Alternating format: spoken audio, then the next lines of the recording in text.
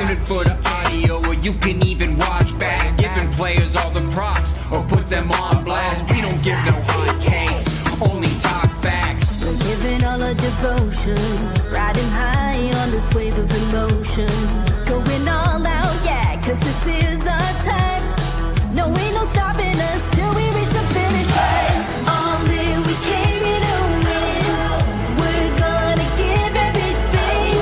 S-I-C-K on the run. S-I-C-K, sick. On fire, we're ready to fight. We'll bring the house down tonight. S-I-C-K on the run. S-I-C-K, sick. Play it on the car ride, play it when you lounge. X and O, you know that we can hold it down. Shout out to my man Sammy, got it off the ground. And to all the listeners tuned in right now, got debates, analysis, and speculation. This is sports talk for the new generation. You know where to find us, got a reputation. Sick podcast, your #1 sports destination. Giving all our devotion, riding high on this wave of emotion. Going all out, yeah, cause this is our time. No, ain't no stopping us till we reach the finish line. All in, we came here to win. We're gonna give everything. S-I-C-K on the run. S-I-C-K, sick. On fire, we're ready to fight. We'll bring the house down tonight. S-I-C-K on the run. S-I-C-K, sick. S-I-C-K, it's the sickest podcast. Tune in for the audio, or you can even watch back. Giving players all the props, or put them on blast. We don't give no hot takes, only talk back. S-I-C-K, S-I-C-K, S-I-C-K, S-I-C-K, S-I-C-K, S-I-C-K, S-I-C-K. All in, we came here to win. We're gonna give everything. S-I-C-K on the run. S-I-C-K, sick. S-I-C-K, it's the sickest podcast. Tune in for the audio, or you can even watch back. Giving players all the props, or put them on blast. We don't give no hot takes, only talk facts. We're giving all our devotion, riding high on this wave of emotion. Going all out, yeah, cause this is our time. No, ain't no stopping us till we reach the finish line. All in, we came here to win. We're gonna give everything. S-I-C-K on the run. S-I-C-K, sick. On fire, we're ready to fight. We'll bring the house down tonight. S-I-C-K on the run. S-I-C-K, sick. Play it on the car ride, play it when you lounge. X and O, you know that we can hold it down. Shout out to my man Sammy, got it off the ground. And to all the listeners tuned in right now, got debates, analysis, and speculation. This is sports talk for the new generation. You know where to find us, got a reputation. Sick podcast, your #1 sports destination. Giving all our devotion, riding high on this wave of emotion. Going all out, yeah, cause this is our time. No, ain't no stopping us till we reach the finish line. All in, we came here to win. We're gonna give everything. S-I-C-K on the run. S-I-C-K, sick. On fire, we're ready to fight. We'll bring the house down tonight. S-I-C-K on the run. S-I-C-K, sick. S-I-C-K, it's the sickest podcast. Tune in for the audio, or you can even watch back. Giving players all the props, or put them on blast. We don't give no hot takes, only talk back. S-I-C-K, S-I-C-K, S-I-C-K, S-I-C-K, S-I-C-K. Turn up your volume. Because you're about to listen to The Sick Podcast. With Tony Marinaro. 55 seconds left in the penalty, a minute and 27 seconds left in regulation time. Boston 4, Montreal 3.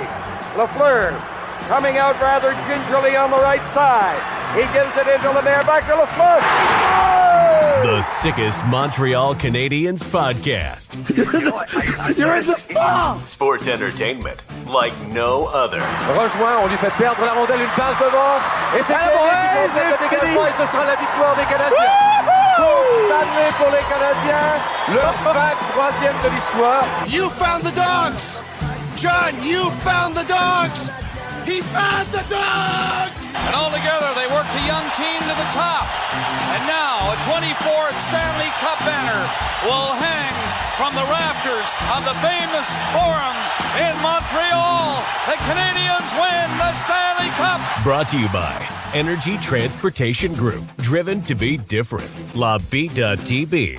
Embrace your true nature. And Playground, your premier gaming destination. It's gonna be sick. Marinaro on this Thursday, August 22nd. I hope the sound today is a lot better than it was yesterday. It couldn't be worse. There was something wrong yesterday. I don't know what it was, but I think we were able to figure it out. And welcome to the Sick Podcast, and thank you for watching. Very much appreciated on YouTube, on Facebook, and on Twitter.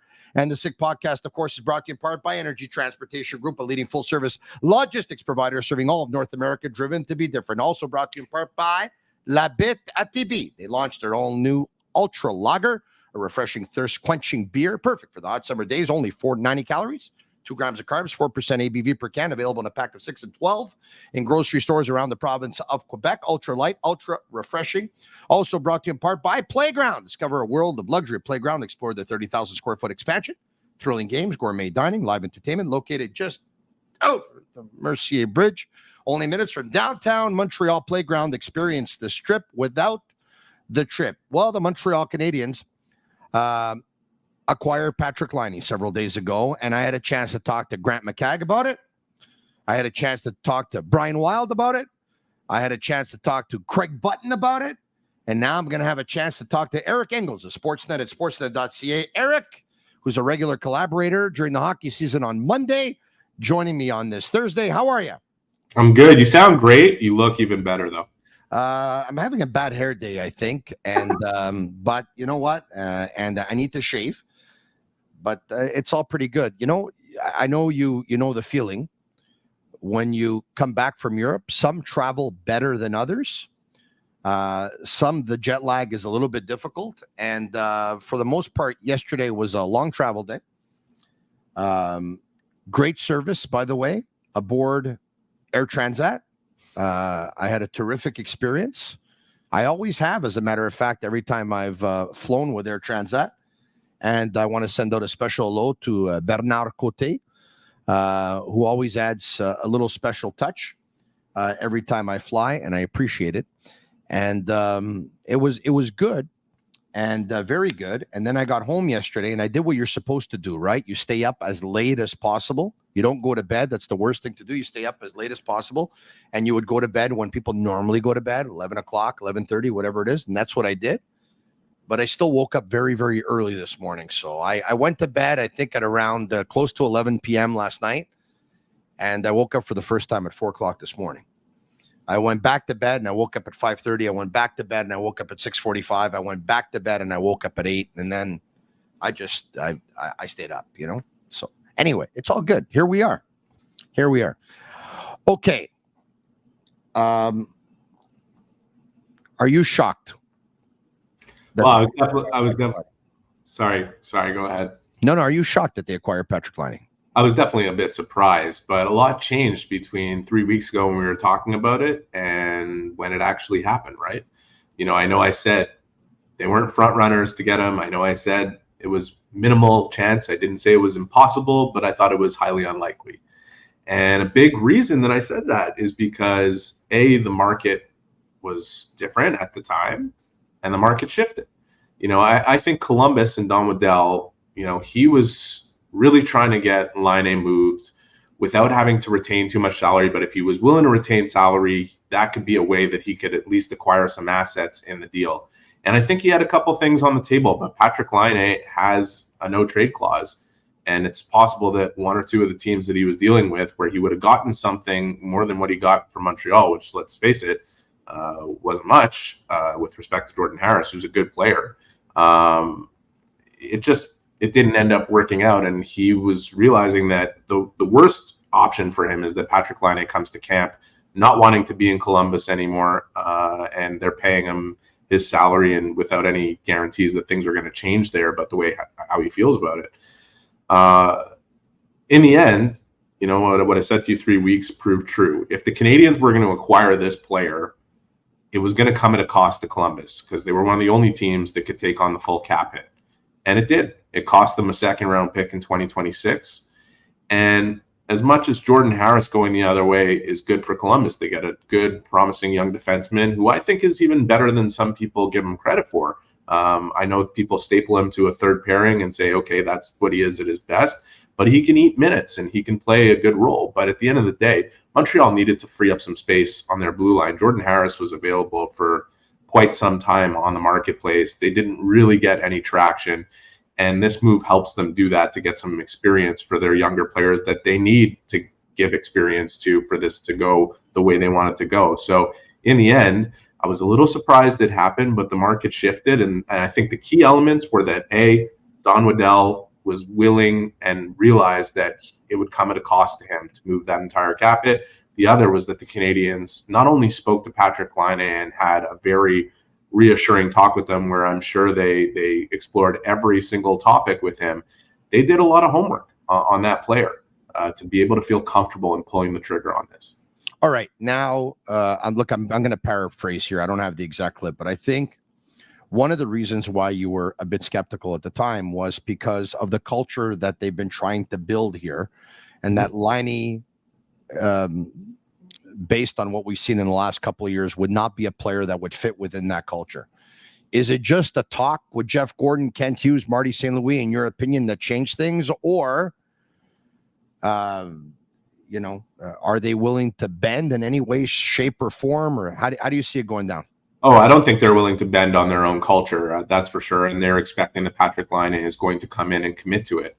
And that was obviously a big talking point within their discussion. When you hear Kent Hughes talk about how, whether he scores 30, 40, 50, or 25 or 20, like, we want him to he says he wants to be a part of a winning team, and we want him to assimilate and be a part of that and take players under his wing. And he talked about how, he asked Patrik Laine to think about in Winnipeg who made his life better and who made things good for him and who didn't, and what can he learn from that and bring to a team where at 26 years old he's one of the older players. So they didn't bend on that. I think there is reason to be skeptical in terms of what you've seen on the ice from Patrik Laine, and I loved everything he had to say. I liked a lot of what the Canadiens had to say, but as the old saying goes, talk is cheap and actions speak louder than words. And Patrik Laine is coming here with a lot to prove. I thought one of the most interesting things he said himself was when he was asked if he wants to be a 30-goal scorer, and he shot back, no, I want to be a 40 to 50-goal scorer.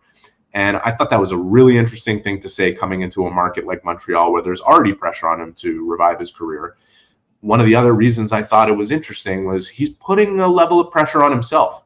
There's a lot of pressure on him already, but he's putting that on himself. And I have to think he'll come to Montreal wanting to make good on that. I have to think he'll come here wanting to not only revive his career, but prove to everybody he's more than what he's shown on the ice. Because what he's shown on the ice in the last couple of years, he's been good at times, but too often disengaged in the other elements of the game that you need. And what Patrik Laine has the opportunity to do with Montreal is prove that he can be a part of a winning team, not just score his goals. And that's an opportunity that spans the next 2 years.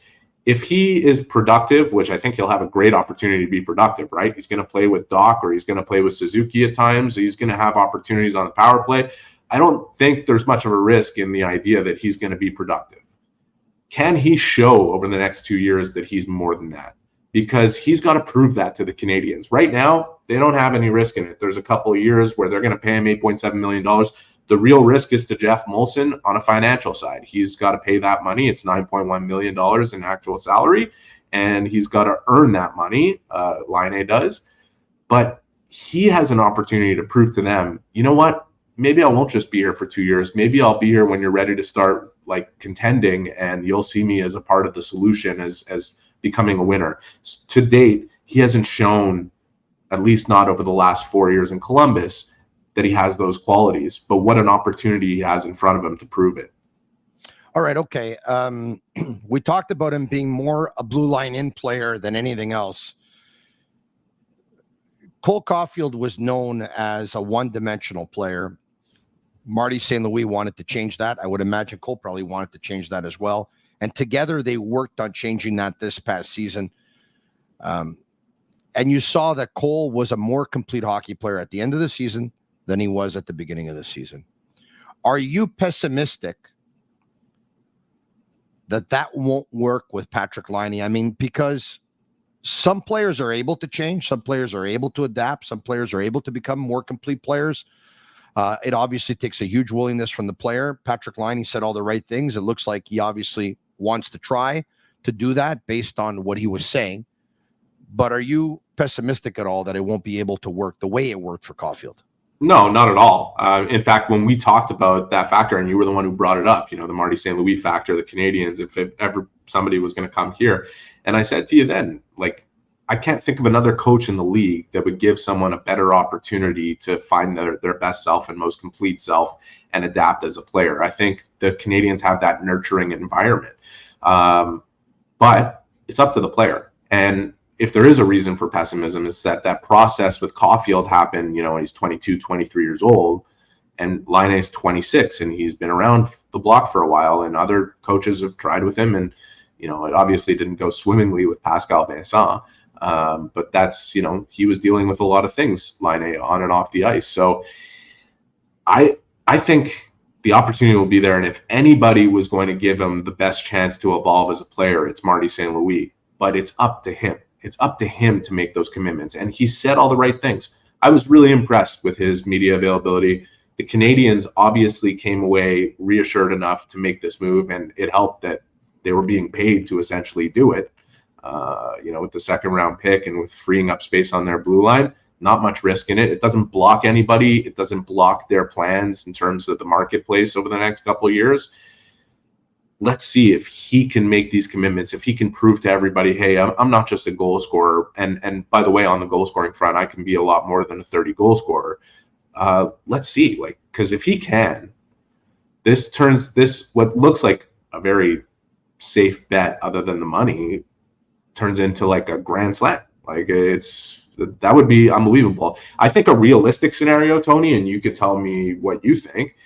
I think a realistic scenario is he's productive, and in a year and a half from now, they potentially are shopping him because they haven't had a commitment, or they're not necessarily signing him, or they may see him as a good player, but not necessarily one who will help them win when they're ready to contend. Best case scenario is he comes here and shows that commitment that they want from him. And all of a sudden they're talking about, let's commit to this guy. Let's get him in. Let's keep him. He's going to be part of our solution moving forward. Worst case scenario, he doesn't produce, doesn't commit, and they'll have wasted some money. That's what do you make out of the talk coming out of Columbus that he probably was not good and would not be good for their locker room going forward? I know Craig Button was very animated about it yesterday with his opinion. What's your opinion on that?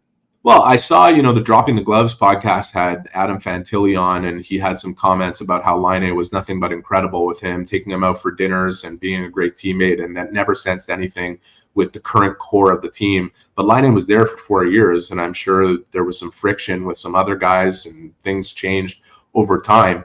But clearly, if Laine felt that he wasn't going to be able to redeem his career or get on with his life the way he wanted to in Columbus, the worst place for him to be would be Columbus. And so, I take all that stuff with a grain of salt in terms of how he is in the locker room and this and that. We'll see how he is when he integrates with the Canadians. He's off to a good start. A lot of them have reached out to him. He's reached out. He's excited. They're excited. Big part of this, Kent Hughes wanting to throw a bone to the team for really competing over the last couple of years, knowing that it's a somewhat of a losing cause, and yet they've approached it with a winning attitude. You and I talked about this, about how, before they get Laine, you might look at them in paper and say they're not ahead of Ottawa or Detroit or Buffalo or this or that. But I said, I think they're way ahead in terms of culture. I think what they've cultivated within their room, from their coaching staff, from ownership and management on down, is a mentality that we're going to fight and we're going to build ourselves in learning how to win, to be winners. And I think it's really, now on paper, there's a different dynamic here. And that, to me, is probably the most exciting thing for the team itself and for the fans who get to watch it on a nightly basis. I'm sure they're very pumped to see all the options that they get with a guy who has that type of potential coming in. Mathieu Perreault played with Patrik Laine, obviously, in Winnipeg with the Jets. And he told Maxime Lapierre and Guillaume Latendresse of La Poche Bleue that, this is not, we're not talking about a hard head. We're not talking about a guy who's going to disrupt the locker room. So you just talked about Adam Fantilli on one podcast saying that Laine was nothing but great. Here's Mathieu Perreault on another podcast saying the exact same thing. So I'm wondering where this talk is coming from. I mean, I don't think it's invented. Obviously, there's got to be one or two players that probably said it, but obviously it's not to the point where it's unanimous, right? It could be one or two players that probably thought not the best teammate in the world. We know goal scorers, when they don't score, sometimes they're difficult to be around. I don't know what it is, but here's another player, Mathieu Perreault, saying it's not a problem, this guy. You don't have to be a problem in the room to be a problem with a team, right? Like I said, you take that talk with a grain of salt in terms of the locker room stuff. It could be a problem for you as a teammate if you see a guy with so much talent not commit to playing the way the whole team wants to play, not commit to the other elements of the game, and want to do it his way and just score his goals and get his cookies, right? Yeah. Let's face it. Let's not sugarcoat the truth about what this player has been over the last 4 years. He hasn't been as engaged as you would hope for. It seems as though he's been on his own page at times. There's a reason he's being given up, not just because he requested a trade, at a cost to Columbus. Like, that's the market thinned out to the point that it was Montreal. And if Montreal was going to do it, it was going to be this way. Now, you could look at that and see it as a problem, or you could look at that and see it as an opportunity. I think Patrik Laine has to look at it as a great opportunity. The Canadians look at it as an opportunity. And he has an unbelievable opportunity to go out there and make good on it and prove himself. And I hope for him he does it. I hope for any player in that position that has cultivated a reputation of, oh, he's not engaged and he doesn't, he likes to just play his game and doesn't want to play our game. Marty St. Louis talks consistently and constantly about, you don't just play your game, you play the game. You play the game that's in front of you. You play the game that the team needs you to play at any given moment. And Marty St. Louis was on that call with Patrik Laine.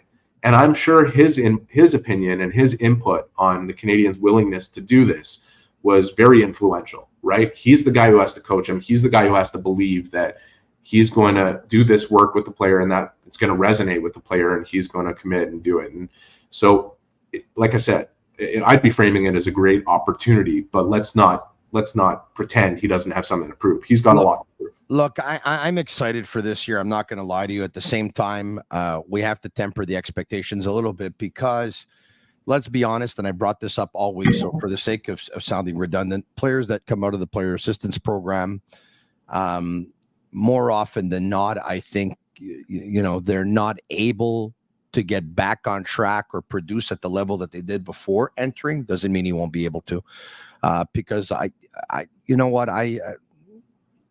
liked what I heard and I like what I saw too the other day from Patrik Laine. But as much as I'm excited for the 24-25 season, I can't wait for 25-26. Suzuki, Caulfield, Slavkovsky, Kirby Dach, Patrik Laine, Ivan Demidov. You know what? You and I have talked about this a few times, and now, like, you're talking about 25, but let's talk about 24, 25. And what do you see it with this team on paper? Because one of the things that I think is essential that a player like this came in, whether it's Laine or anybody else, and again, he's got a lot to prove. He's got to be that player. But now all of a sudden, certain other players are slotted into chairs where, okay, you may look at it and say, okay, they're being paid too much to be in that bottom six. But they're not being paid too much if it doesn't hurt the Canadians' cap. It's correct. So now that you have the Gallaghers and Andersons and Armias and Hoaz and Dvorak and Evans, and I think we're looking at a pretty different complexion of the Montreal Canadiens all of a sudden. Like, they want to be in the mix. This is their slogan for the season. We want to be in the mix for a playoff spot. It's a good way to temper expectations, and it's a good way to motivate the team to take a step up. I don't know if I give them a better chance than some of the other teams they're looking to compete with to unseat one of the teams that made the playoffs last year. But I'm definitely not looking at them anymore and saying they have a worse chance. I don't think they have a worse chance than any of those teams they'd be competing with for a playoff spot. I say this. I say the playoffs. I think it's going to come down to three things: health, the power play, and the goalies. Well, I say health for sure. The power play, there's no reason the Canadiens shouldn't be in the first half of the league on the power play. In a best case scenario, they're top 5. In a realistic scenario, they're somewhere between, 6 and 14. But I think the biggest questions are, will the goalies sustain the level of play that we've seen? And can the young defense, which is getting younger, stand up to the challenge? Can the guys who have gained 100 or so games of experience, Gouli, Jack-Eye, those types of guys, step up to the next level? And can the young guys who will be integrated into this roster, like, I don't expect that all 3 of Mailloux, Reinbacher, and Hudson will be in the lineup right away to start the season.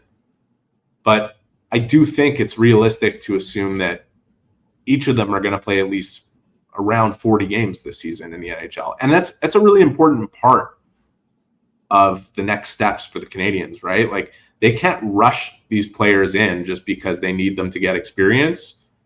But if they are the players we think they are, they'll show that they're ready for some action. And the sooner they get to 100 games, the sooner they get to that point where they get to 300 games and you're a legitimate contender. So it's a big part of where they're going that those players need to play. How they stand up to that in their rookie seasons is a big factor in where the Canadiens go this season and whether or not they make the playoffs. But I'll tell you, I look at Ottawa, I look at Buffalo, I look at Detroit, I look at all the teams trying to knock on the door, trying to do exactly what the Canadiens are doing. Yeah. And I don't see the Canadiens as worse off than any of them. I don't know if they're better off, but I don't see them as worse off. I think they'll have an equal opportunity. How do you see the first unit power play? I think you're going to likely see Suzuki, Caulfield, Slavkovsky, Matheson, and Duck. I think you're going to see Lane Hudson ahead of Matheson for a couple of reasons. Maybe. Number one, Matheson will already be playing a lot of minutes. And if he's going to eat up, 90 seconds of the power play, and they have many power plays, it's going to add to already a lot of minutes. Number two, so they'll probably want to conserve him in that respect. Number two, I think Lane Hudson is going to show that he's a much more dynamic power play player than any other player the Canadiens have that plays defense. And I'm sold. I agree with you. Yeah. So, I mean, I don't know if I have a number 3 to this point, but I just think we're going to see Matheson. So what is the second unit? Pardon me. I think we're going to see Lane Hudson. So what does the second unit look like? And maybe they'll save Doc. Maybe they'll save Doc for the second unit also. I don't know. I know what the third thing is now that I was thinking about is that on a second duo, second unit, there's the fear of the player coming out of the box, right? And getting caught for the breakaway going the other way. Hudson has a tendency to attack a lot more and maybe not be as disciplined as a guy like Matheson would be in that respect. Whether you buy that or not, those are my 3 reasons. I don't know if I buy that last just because I think the Canadiens were really up there in terms of shorthanded goals against, and Matheson was on the ice for a lot of them. And I'm not blaming Matheson. When you're on the power play, you better take the risks that enable you to score.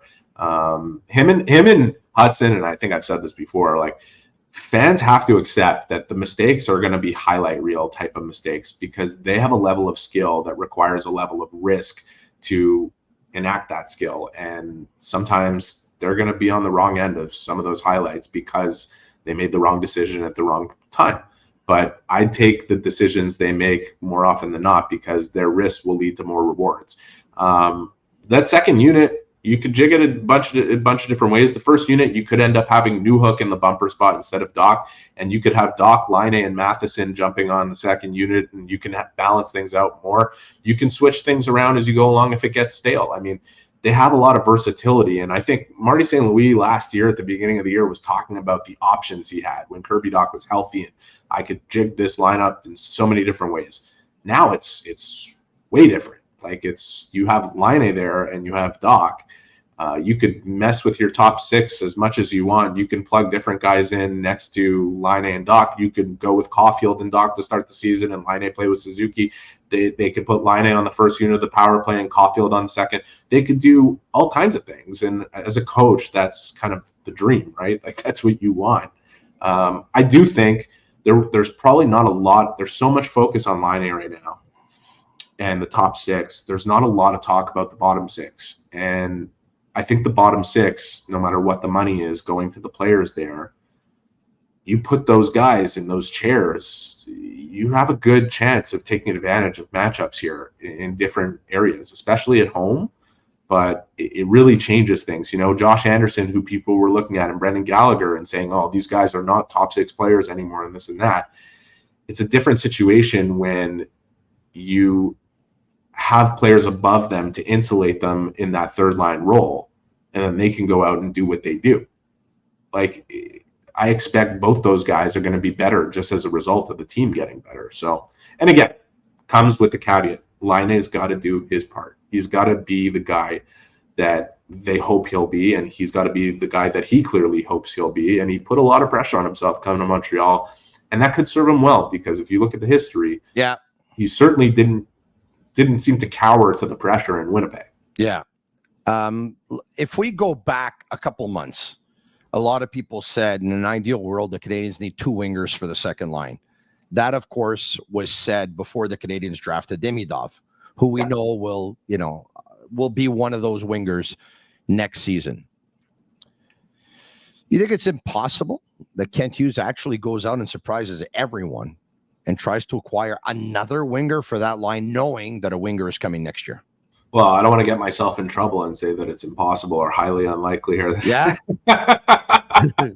Look, I don't think it's likely before the season starts. Be careful what you say, because whatever you say is going to go in a 90-second clip, and it's going to go out there, Eric, and it's going to go viral. And you're going to have a bunch of people commenting about it. You know, the best one, Eric, and I think I told you this, but the best one was somebody accused me of being on the Pierre-Luc Dubois bandwagon. Like, there was one of those messages to on the podcast saying, he was on the Pierre-Luc Dubois. I'm not going to listen to him anymore. He was on the Pierre-Luc Dubois bandwagon for the longest time and thought the Canadians should give up the farm for him, when, basically what I said was totally the opposite. I was never giving up a key player for Pierre-Luc Dubois. I think he's a good player, and I take him on my team if he made a couple of $1 million a year, and that was it. But anyway, just when you and I talk, we talk for 40 minutes to an hour, depending on the season, where we are off season. So, people want to have selective hearing and pay too much mind to a 90-second clip versus listening to the whole conversation. That's their prerogative. I think we have to accept that is the world we live in now, that everybody wants to look at they're selective with what they listen to and what they hear and what they want to hear and how that's influenced. At the end of the day, it doesn't matter. I said what I said. You've said what you said in the past, and people could dissect it however they want. Yeah. As far as getting another player here, I don't think there's necessarily one available that really makes sense for them between now and the beginning of the season, but I wouldn't put anything past Kent Hughes. And just because Demidov is coming and Laine is here doesn't mean they won't continue to try to improve. You want to look at the best model out there for consistently chasing the Stanley Cup. Like, Vegas is it, right? Like, they could have great players and move on from great players if they feel they have one that's better that they can get. So I just think you can't knock anything out as a possibility. I know that. Yeah. But I think they're okay going into the season with what they have and where they're at in their development. And I think the excitement, I think they're going to be super excited here, and hopefully they stay healthy through camp. Like, I hate how long training camp is. I think it's too long. I think the risks with the amount of games that get played before the season starts and games actually matter is a lot to take on for a lot of teams. The Canadians have been fortunate over the last 2 years, including this one, to only play 6 games instead of 8, which is absurd. We'll see. If they come into the season healthy, though, and their goaltending is at least on par with what we've seen from the last year, I think they're going to surprise some teams. A shout out to Manta Sleep. It's a sleep mask. It's adjustable. It's extremely comfortable for a personalized fit. It'll black out any light that's coming in when you're trying to sleep. I don't know about you, but prior to this mask, I always felt that I had a light coming in my eyes, so much so that I would actually take a shirt and wrap it around my eyes. Sometimes actually use a scarf. You don't have to do that anymore. If you ever did, I know I have. Because visit mantasleep.com, pick up one of these sleep masks, and if you use code SICKHABS, you'll get 10% off on your sleep mask. My wife took mine. I'm going to order another one this week and get mine so we don't have to argue over the sleep mask, because it seems to me that we argue over a lot of things already. But this is not the place for me to talk about that stuff. All right, okay. Was there anything that came up, whether it was from Kent Hughes or Patrik Laine, a quote, an answer to a question that you thought, that's a little bit concerning?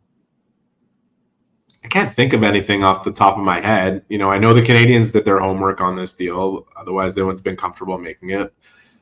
I know Laine certainly believes in himself. I liked everything he said about, you know, I liked his quote about I want to be a 40 or 50 goal scorer. You got to believe in yourself. If you don't believe in yourself, nobody's going to believe in you. And I like that he put pressure on himself. I also like that he said, you know, this year was about Patrik Laine and Patty the person, not Patty the hockey player. And you can't do your job. Nobody can do your job here. Nobody could do their job appropriately if they don't feel good about themselves. You know, it's a really difficult thing to apply the passion required, especially as a professional athlete, if you don't feel good off the ice. And I really hope for him on a personal level, regardless of the hockey part, that he feels great, that he's come out having learned a lot about himself, having learned to, as he said in his own words, cope with different pressures and situations better. He's 26, you know, like it's a lot of us go through things in our younger years where those are development opportunities. It's not all negative, you know, like I hope he's in good shape. I hope he's coming here giving himself the best possible chance. But I didn't hear anything within his comments or their comments that I looked at and said, ooh, I don't know about that was raised a flag, you know. But again, it's not about what you say, it's about what you do. And let's see what he does. Fantastic stuff. Eric, you and I will talk soon. Thanks so much for doing this. Once again, he's Eric Engels of Sportsnet and Sportsnet.ca. We'll talk to you soon, my man. Thanks, Tony. All right. Special thanks to everyone for watching. Comment Sick Habs. If you liked it, share it with your friends and leave us a 5-star review on Apple. It's our way of feeling the love. For Shane Gaumont and Master Control, I'm Marinaro, the Sick Podcast. Ciao for now. And that's a wrap. Hope you don't miss us too much until next time. Follow the Sick Podcast with Tony Marinaro on YouTube, Instagram, Facebook, Google Play, and Apple Podcasts. The Sick Podcast is brought to you by Energy Transportation Group, driven to be different. Bittt, embrace your true nature. And Playground, your premier gaming destination.